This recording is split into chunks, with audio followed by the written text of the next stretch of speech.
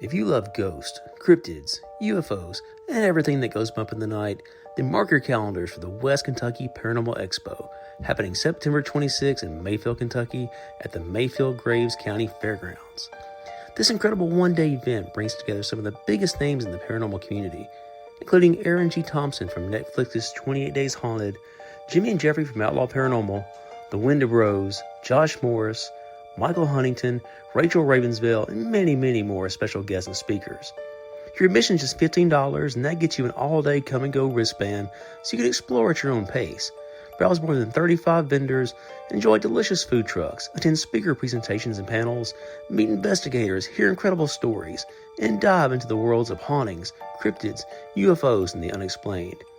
Whether you're a seasoned ghost hunter or just curious about the mysteries that surround us, there's something for everyone at the West Kentucky Paranormal Expo. Tickets are on sale now. For more information, visit West Kentucky Paranormal Expo on Facebook and get ready for one of the most exciting paranormal events of the year. We'll see you in Mayfield on September 26th.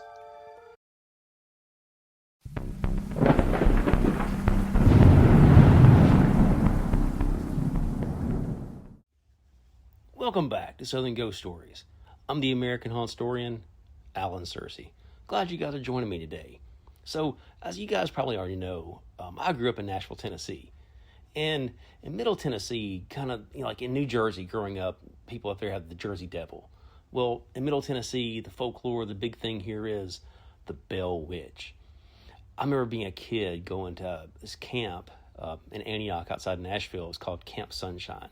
And I remember some of the older kids who were a little bit, cooler and, of course, older than me, they would dare the younger kids, hey, go into the bathroom, take a candle with you, and turn the lights out.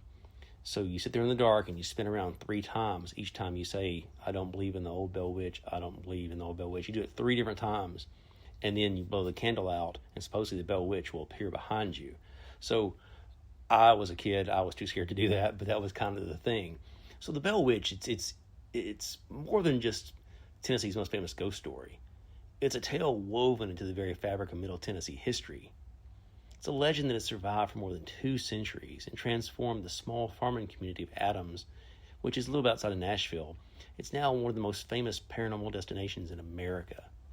Whether one believes the events are supernatural, psychological, elaborate deception, or some combination of all 3, the Bell Witch remains one of the most enduring mysteries ever associated with the American frontier.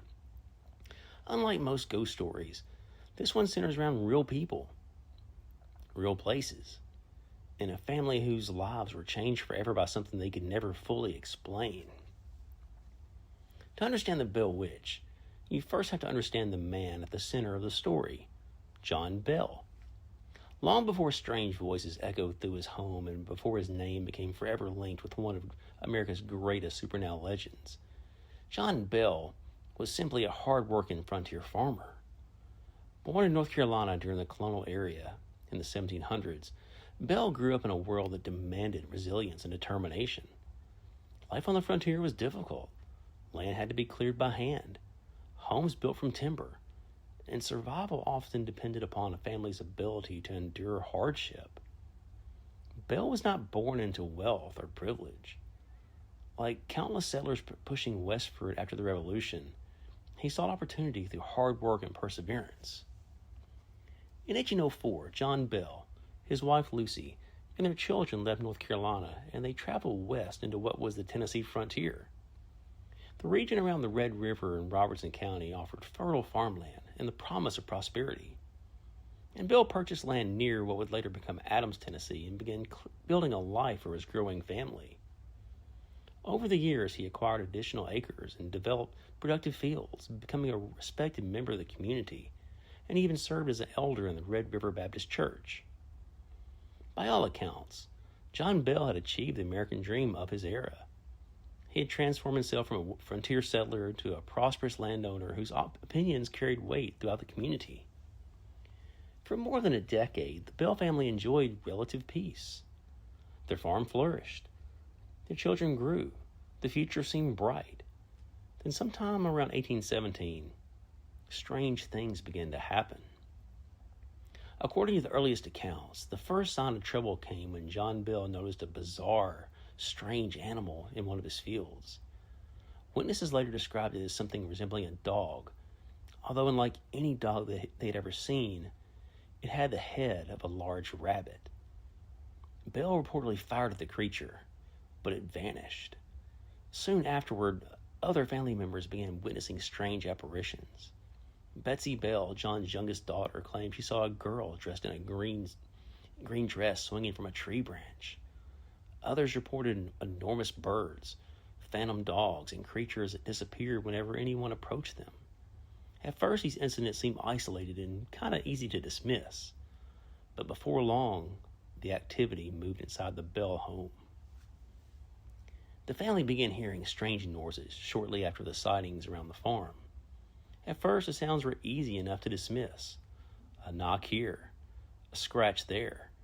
Frontier homes were full of noises. The wood expanded and contracted with the changing temperatures.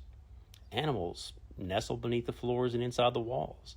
The Bells tried to convince themselves there had to be a reasonable explanation for all these strange sounds. But these noises, the sounds, they were different. Each night the family extinguished their candles and settled into bed. The noises would begin. Sharp knocks rattled the walls with such force they sounded as though someone was pounding on the logs from outside. The family would grab lanterns and rush into the darkness, expecting to find a visitor, a prankster, or maybe a neighbor in distress. Each time, their search came up empty. Soon the knocking was joined by scratching sounds. Long, deliberate scratches seemed to travel across the exterior walls of the cabin. At times, the noise sounded like enormous claws dragging across the logs. Other nights, it resembled rats gnawing furiously beneath the floorboards. The Bells searched for signs of animals, but they found nothing. Then came the footsteps. Family members lying awake in bed could hear someone or something walking across the wooden floors. The steps were slow and measured, as though an unseen visitor was pacing through the house. Sometimes the footsteps would stop outside a bedroom door and remain motionless for several minutes before moving away again. The family would leap from their beds and search the house, only to discover they were alone. As the disturbances intensified, they began occurring outside as well. Witnesses reported hearing the unmistakable sound of chains being dragged across the yard. Metallic scraping echoed through the darkness, night after night. Other times they heard what sounded like large rocks being dropped onto the ground, or heavy barrels rolling through the fields. Yet each morning, the property appeared untouched. Sleep became impossible. And just as family members began drifting off, their beds would suddenly tremble. At first, it was a faint vibration. Then the shaking grew stronger. Some described it as though a giant hand had grabbed the bed frame and was violently rattling it. Entire beds reportedly shook so hard that occupants feared they would collapse. The Bells would light candles and search every room, but the moment they settled back into bed, the shaking would start all over. What made the phenomenon especially terrifying was its persistence. This was not something that happened once or twice. It occurred night after night, week after week. The Bell family became exhausted. Their nerves, they were afraid. They dreaded sunset because they knew disturbances would begin as soon as darkness fell. And then the haunting became personal, very personal. The unseen force that had merely made noises suddenly began interacting directly with family members. The children would wake in the middle of the night to discover their blankets being pulled from their beds. They would grab the covers and yank them back, only to feel an invisible force pulling from the opposite end. Some claimed the covers were completely ripped away and tossed across the room. Others felt unseen fingers tugging at their hair. The family members reported being awakened by sharp blows to their faces. Slaps landed without warning from empty air. Some described the sensation of needles or pins pricking their skin. Others felt hands pinching them hard enough to leave painful marks. Of all the Bell family members, none seemed to suffer as much as poor young Betsy Bell. For reasons no one can really explain, the entity appeared obsessed with her. Night after night, Betsy became the focus of increasingly violent attacks. Family members often awoke to the sound of her screaming. They'd rush into her room to find the terrified girl being seemingly assaulted by an invisible assailant. Betsy claimed unseen hands pulled her hair so violently that it jerked her head backward. She reported being slapped across the face, pinched, and struck repeatedly. On several occasions, witnesses claimed they actually saw her hair moving as though someone invisible was pulling it. Her bedclothes yanked away. She was reportedly dragged from her bed by forces no one could see. Some morning bruises and welts appeared on her body with no apparent cause. The attacks became so frequent that Betsy rarely slept throughout the night. Her once cheerful personality began to fade. Family members worried constantly about her health and safety. They could offer comfort, but they could not stop whatever was tormenting her. Perhaps most frightening of all was the growing realization that the force behind these attacks seemed intelligent. The disturbances no longer felt random. The knocking often occurred in direct response to conversations. The sound seemed to follow specific individuals through the house. When family members discussed the phenomenon, the noises sometimes increased as they were reacting to the words. Visitors who came to investigate occasionally experienced disturbances almost immediately upon expressing skepticism. Whatever was haunting the Bell home appeared to know when people were afraid, and it seemed to enjoy it. Eventually, the Bell family invited some friends and neighbors to witness these strange disturbances, and one of the most famous was James Johnston. He was a local man who spent the night at the Bell home. Johnston reportedly experienced the phenomena firsthand and declared that whatever haunted the family was quote-unquote a spirit, just like in the Bible. News spread rapidly through the countryside. Soon people were traveling from miles away to simply witness the strange events. What began as a private family nightmare became a regional sensation. Hundreds reportedly visited the Bell farm hoping to see evidence of this mysterious force. Then the entity did something that transformed the story from a haunting into a legend. It began to talk. At first, the voice was weak and difficult to understand. Over time, it grew stronger and more articulate. Visitors described hearing a disembodied voice capable of carrying on lengthy conversations. It quoted scripture. It debated religion. It sang songs and hymns. It gossiped about the neighbors. It answered questions about distant events and seemingly should not have known. One night, the boys asked it, "How many horses do we own?" They had 7 horses. They heard 7 knocks. Eventually, the entity became known as Kate, or the Bell Witch. Some believed it was the spirit of a deceased neighbor named Kate Batts, while others argued it was something far older and more sinister. One of the most remarkable aspects of the legend is the sheer number of witnesses who claimed to hear the voice. Unlike many ghost stories that rely upon a single observer, the Bell Witch allegedly interacted with countless visitors. Some came as skeptics, and they left shaken. Others believed they had witnessed genuine supernatural activity. The voice reportedly demonstrated an uncanny knowledge of personal details and local events, even overseas. It often seemed to know secrets no stranger should have known. These accounts helped spread the legend far beyond Robertson County, Tennessee. As the years passed, the witch's attention increasingly focused on just 2 people in the home, Betsy Bell and her father John. Betsy's courtship with a young man named Joshua Gardner became a particular obsession. The entity mocked the relationship relentlessly and reported it interfered whenever the couple tried to spend time alone together in the home. Eventually, the harassment became so intense that Betsy ended the engagement. And whether this decision was influenced by fear or social pressure or genuine belief in the haunting, it remains unknown, but it forever altered the course of her life. Eventually, she got married to another man, who was actually her school teacher, and once she got married, it left her alone. But meanwhile, John Bell's health deteriorated. He began suffering strange physical symptoms, including difficulty swallowing and episodes affecting his face and mouth.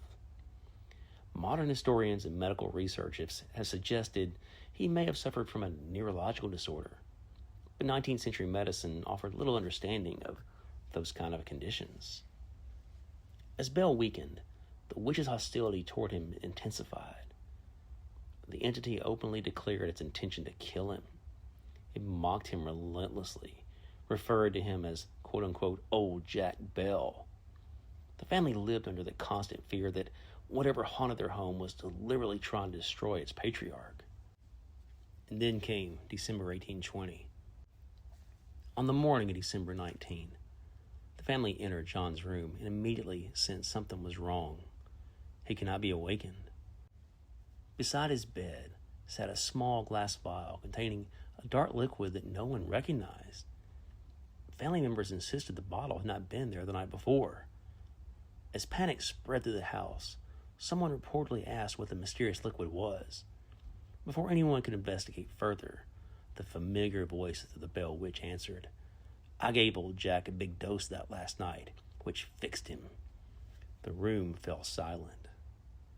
According to the legend, the entity that then claimed complete responsibility for John's death.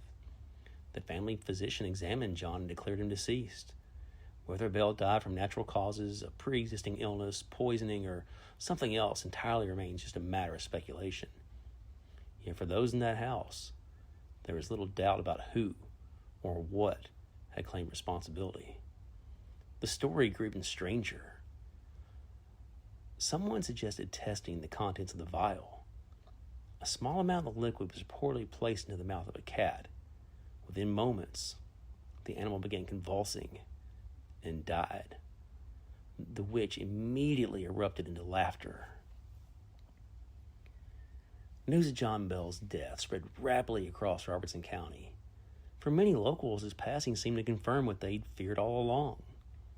The entity haunting the Bell farm was not merely mischievous. It was malevolent. It was deadly. Friends, neighbors, and relatives gathered for the funeral. The atmosphere was understandably somber. John Bell had been one of the area's most respected citizens. Mourners arrived expecting a solemn farewell. Instead, the witch had one final performance planned. As the funeral was taking place, the mourners paid their respects to John. Well, then, the Bell Witch interrupted the proceedings. Witnesses claimed they heard the familiar voice singing loudly throughout the property, but these were not hymns or funeral songs. The witch sang drinking songs, crude tunes, mocking melodies. Some accounts claimed it laughed and celebrated as though attending a victory party rather than a funeral. Others reported hearing triumphant declarations that the mission had finally been accomplished. To those who believed the haunting was real, the message was unmistakable.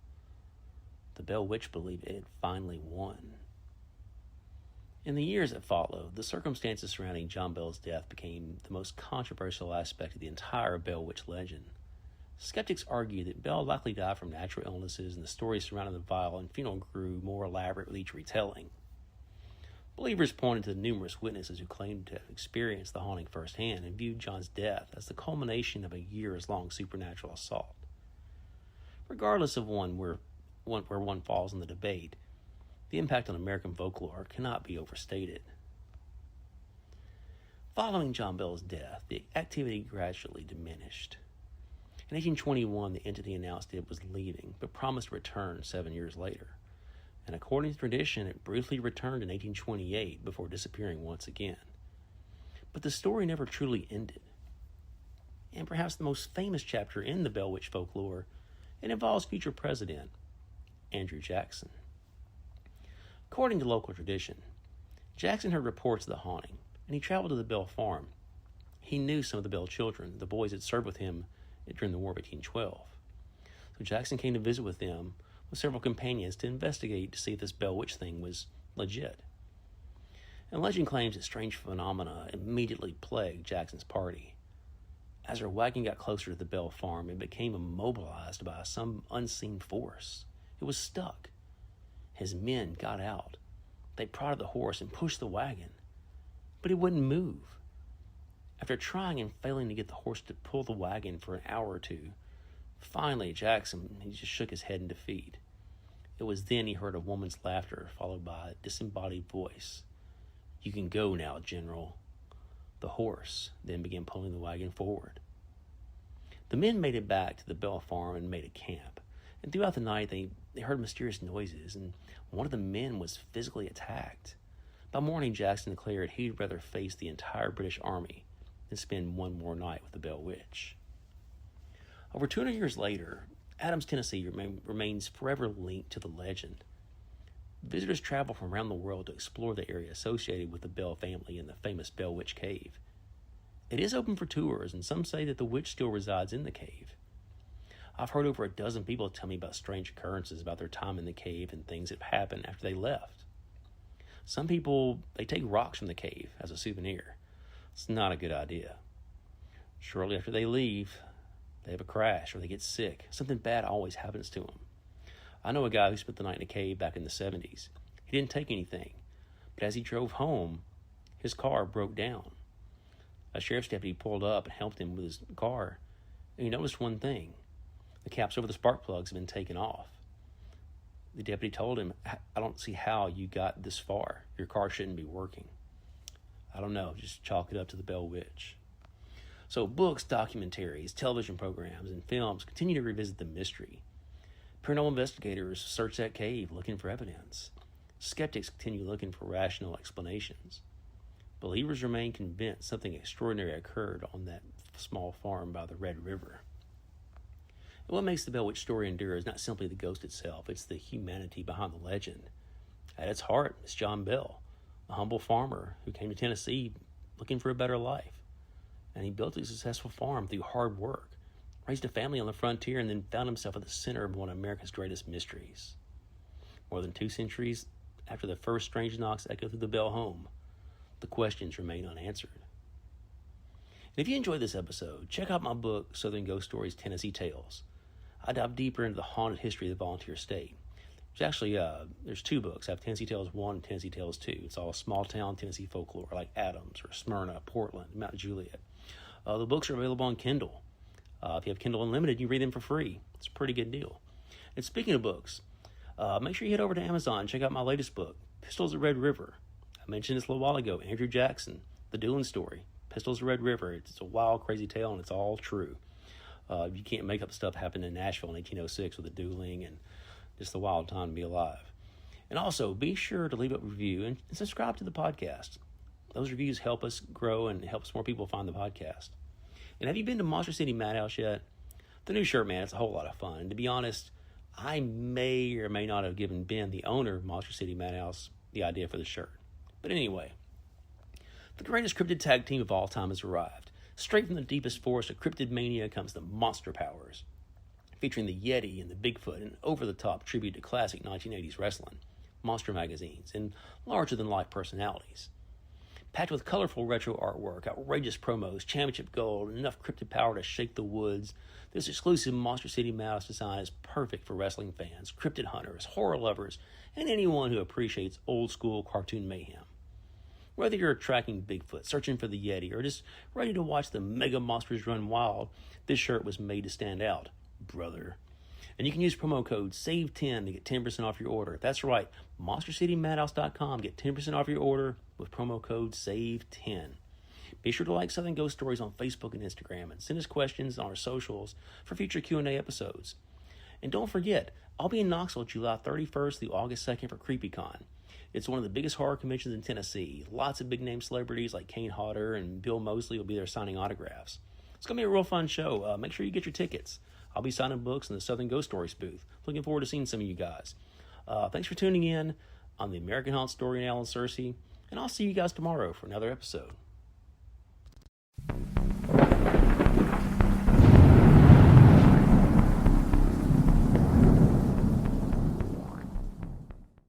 Monster City Madhouse, a year-round online store full of Halloween and classic horror shirts with an emphasis on the vintage look. Use code SAVE10 for 10% off your order. MonsterCityMadhouse.com. Free shipping and financing's available.